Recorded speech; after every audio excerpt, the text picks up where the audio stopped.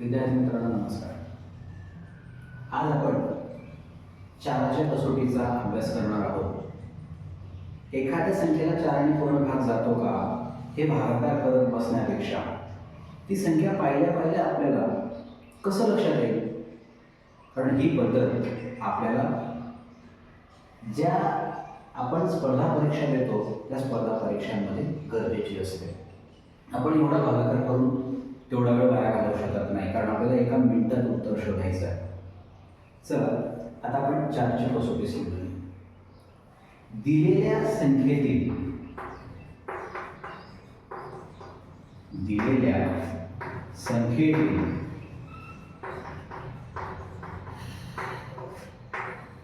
दशक व एकक स्थानावरील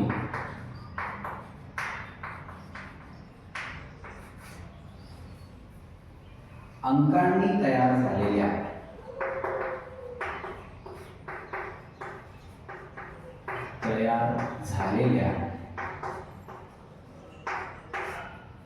संख्येला जर चारने पूर्ण भाग जात असेल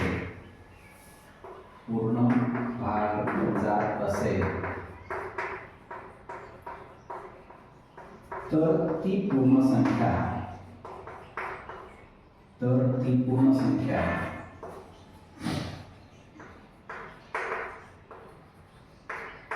तिला चाराने विभाज्य असते. म्हणजेच त्या संख्येला चाराने पूर्ण भाग जातो हे आपल्याला समजून घ्यायचं आहे.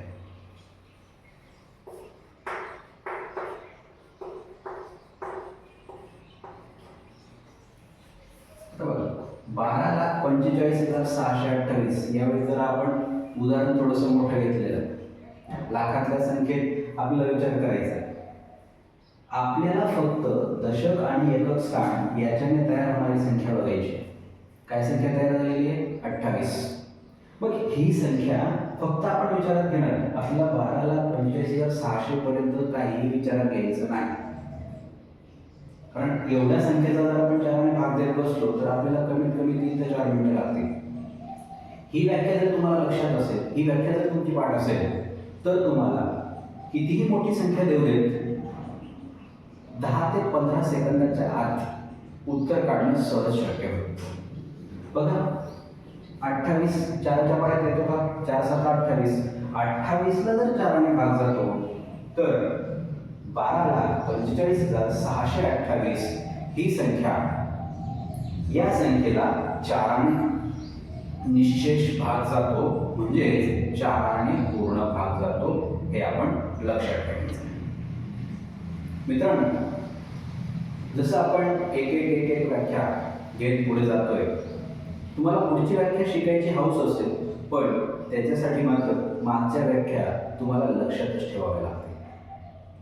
सहज होणारा अभ्यास या गतीने जर तुम्ही केला तरी तुम्हाला गणित सोपं होण्यासाठी संकल्प कोचिंग क्लासेस साखलोड धुळे सतत मदतीसाठी तत्पर राहील आणि याच पद्धतीने हळूहळू आपण पुढच्या मार्गाने मार्गक्रमण करणार आहोत. धन्यवाद.